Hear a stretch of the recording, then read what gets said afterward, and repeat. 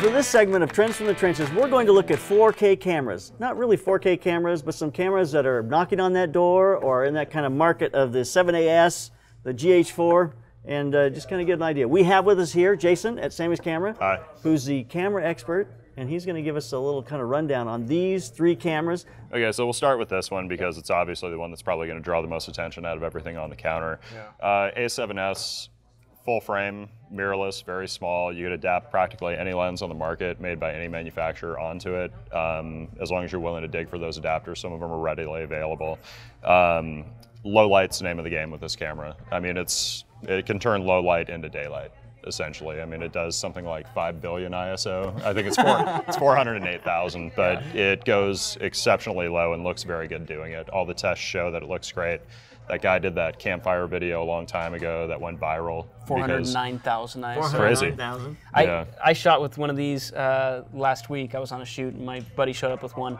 And the first thing he said as he's unpacking it from his bag, he goes, "Are you ready for clean 20,000 ISO?" It's crazy. And he was clean? right, clean 20,000 ISO. 20,000 ISO. He goes, "Yeah, we went outside." And he goes, "Watch this." And we took a test, shot some stuff, and it was nighttime. And then we just had a little couple tungsten lights, and then we brought it into my computer and pulled it up, 20,000 ISO, and things were overexposed. It's overexposed. Yes, it was nuts. It was When crazy. you say clean, you're saying the blacks are clean? It is a beautiful, very clean. I mean, your dynamic range is there, your blacks are clean, and your highlights retain. It's crazy. Yeah. I mean, it looks as good as, I'd say, 5D Mark III 1600. At that sort of ISO. It's amazing. It's one of those cameras as a salesman, like, we've been so back ordered on it that I look forward to when customers bring it in because I actually get to play with it. But it's fantastic. We like what we're seeing out of it. The second one probably got a lot of press already. That's GH4. The big deal with that is it's the only consumer level camera that can do 4K internally that we sell so far. I mean, the Blackmagic can, but that's not truly a consumer camera in the sense that people would buy it for any other purpose than professional cinema. Like, you're not going to get a lot of aspiring cinematographers buying like a Blackmagic to start with. They'd be more inclined to buy this because it's multi-purpose. Yeah, you can use it as a still camera. You can use it as and it's got it's definitely the best built camera on the counter. It may not feel it like this has the because I aluminum hold an surface. A7S and it feels Whole lot of polycarbonate on the outside, massive aluminum block on the inside. So what sells this camera for aspiring filmmakers is you cannot make that camera overheat. You can record 8 hours on this camera and it will not overheat. They're running standard SD cards. They can run so they can run the XC. At the 4K, you do need to run the higher speed cards. I would imagine. Yeah, they just came out with the UHS-2 cards. Those are not optional. They're mandatory for 4K recording. You have to use them. For this particular camera? For that particular camera. Okay. Yeah. What does a 64 gig card in that class cost? They're, Or 32, 64. I They're think pricey. You probably need at least a 64 if you're going to be recording 4K. Yeah, and I think length on it. Yeah, I think and that's only going to get you. Don't quote me on this. I think it's about an hour recording on a 64 gig card. That's actually pretty good. It kills it. Yeah, no, that's an hour. That's more than I would have thought. But you're gonna need actually. to buy a couple of those. Yeah. You know, so you're into another $1,000. Well, I don't know about $1,000, but well, it's gonna be. I don't know. Do we have any idea what the cost is for those? I want to say about like 250 to 300 bucks is what a 64 would run. So not terrible, but it's like going back in time 5 years and buying a 64 gig card. That was class 4. I remember buying those cards. I'm still buying Red Mag 64 gig cards for $700. You know, so it's like, or I just bought a S by S 64 gig, the Pro, and that was $850. Really expensive, yeah. So it's like, it feels like I just keep going back in time. Yeah. It's crazy. Yeah. So now tell us about this one because this is really an interesting camera. It's called, what is it?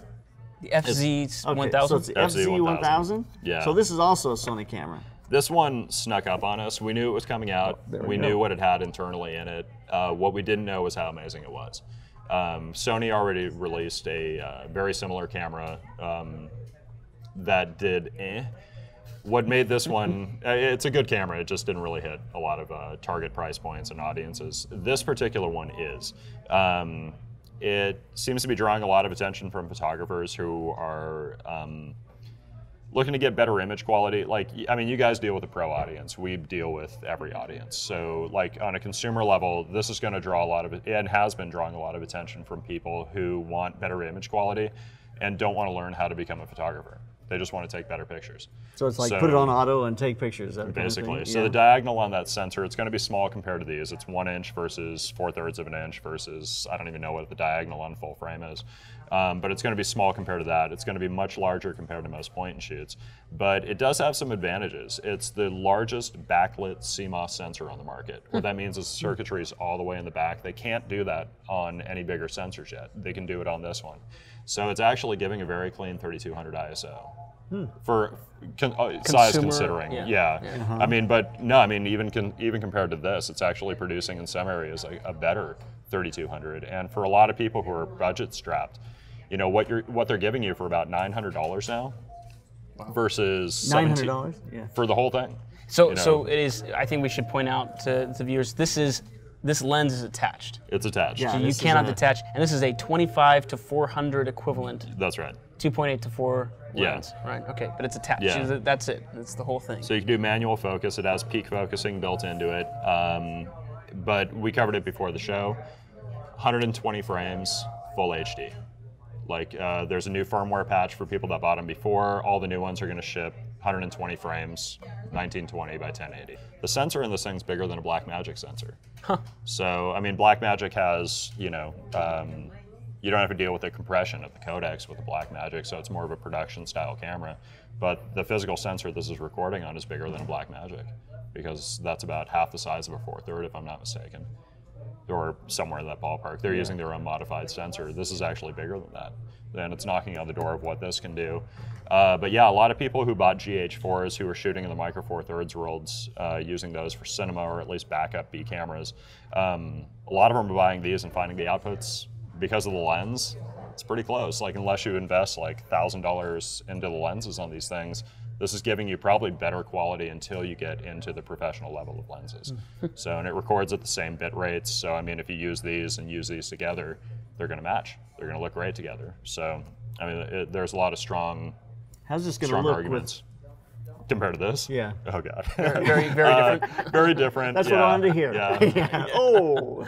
Yeah. Yeah. So, I mean, for people like you who pay everybody to do everything for them, and it'll be just fine. But for people like, you know, people that are, you know, knocking on the door trying to get into art center and sell their souls to become artists, it's going to be difficult. It's going to be a lot of man hours behind a computer and a lot of aggravation. So usually with these things, it's you want to stick with a brand, you know, because like it'd be like a photographer. I mean, going back to the day, like if you were shooting Nikon digital, you don't want to mix it with Canon digital. You can't even make it look the same. Yeah, you know, it's not going to come close. Okay, so we're saying $900. We're saying 17 for the body, so about 25 to do it right. So 900. 17 body. 2,500 body. 2,500 for body. So for what we're doing, obviously, we're going to lean towards the A7S because it matches what we do. Full you can frame. output it full frame. Yeah. You can output it to when you say full frame. Yeah. These are toys for you guys, but but I mean, if you have someone, there's a market. There's a market there, absolutely. And can you make great stuff that's going to look excellent on YouTube and is going to sell, you know, with these? Absolutely. And these are kind of the go-to cameras right now for aerial photography. Yeah. For all those the drones and octocoppers. Even more than the A7S. Absolutely. They're a lot lighter. Well, you know, you want lots of depth of field. Mm-hmm. You want everything in focus. So you put on a wide, relatively wide lens with the sensor, and you crank your aperture, and it's sharp. And when you're in the air, you want sharpness. And so everybody's using these cameras right now for their drones. Oh, that's excellent. Yeah. All right. Well, Jason, thank you very much. There's a look at some kind of middle of the ground 4K, not so 4K, some different cameras.